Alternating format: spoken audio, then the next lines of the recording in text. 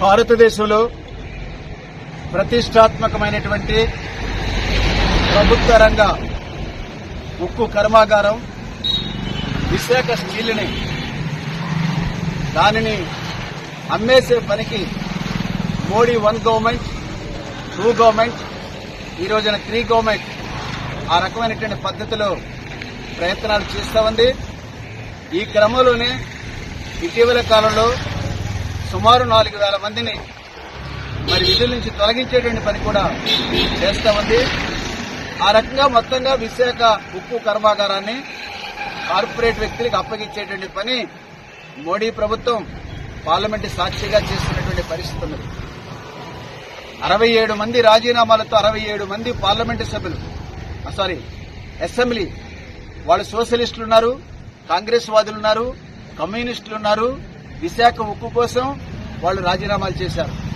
అలాగే కొన్ని వేల ఎకరాల భూమిని నిర్వాసితులందరూ కూడా ఈ ఆంధ్రప్రదేశ్కు ఒక ఉక్కు కర్మాగారం వస్తుందని చెప్పి తమ భూములు వదులుకుని బయటికి వెళ్లినటువంటి నిర్వాసితులు ఉన్నారు. అలాగే ఈ విశాఖ ఉక్కు కోసం విద్యార్థి యువజనులు పోరాటం చేసి మరి ప్రాణత్యాగం చేసినటువంటి వాళ్ళు కూడా ఉన్నారు. ఇన్ని త్యాగాలతో 1990 దశకంలో మరి ఉత్పత్తిలోకి వచ్చినటువంటి విశాఖ ఉక్కు కర్మాగారం ఈ 35 సంవత్సరాల కాలంలో ఈ రాష్ట్రానికి ఈ దేశానికి అది ఎంతో పారిశ్రామికంగా తోడ్పడినటువంటి పరిస్థితి ఉన్నది. లాభాలు గడించింది ప్రభుత్వ బడ్జెట్లకు ఉపయోగపడింది. మరి ఇంతటి ఉక్కు కర్మాగారం ఇవాళ ఎందుకు నష్టాల్లోకి వచ్చింది? ప్రభుత్వ విధానం వల్లే నష్టాల్లోకి వచ్చిందని చెప్పదలిచింది.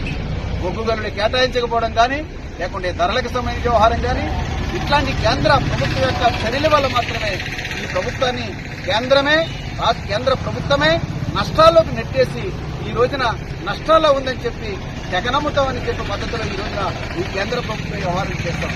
అంటే మనం అడగాల్సినటువంటి ప్రశ్న ఏమంటే, అంటే ఈ పరిశ్రమలు ప్రైవేటు వాళ్ళ చేతుల్లో పోతే లాభాలు గడిస్తారా? ప్రభుత్వం చేతుల్లో ఉంటే లాభాలు రావా? అంటే ప్రభుత్వానికి పరిశ్రమలు నడపడం చేత కదా, లేకుంటే వీళ్ళ కార్పొరేట్ ప్రయోజనాలు ఉన్నాయా?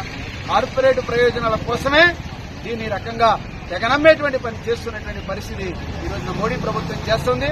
దురదృష్టం ఏంటంటే ఈ రాష్ట్రంలో గతంలో అధికారంలో ఉన్నటువంటి వైసీపీ ప్రభుత్వం, నేడు అధికారంలో ఉన్నటువంటి టీడీపీ ప్రభుత్వం ప్రతిపక్షంలో ఉంటే ఒక మాట, అధికారంలో ఉంటే ఒక మాట, ఆ రకంగా కేంద్ర ప్రభుత్వం విశాఖ ఉక్కుని అమ్మేసేటువంటి దాంట్లో ప్రైవేటీకరణ చేసిన దాంట్లో వీళ్ళిద్దరూ కూడా సమాన ముద్దాయిలే అని చెప్పదొచ్చింది.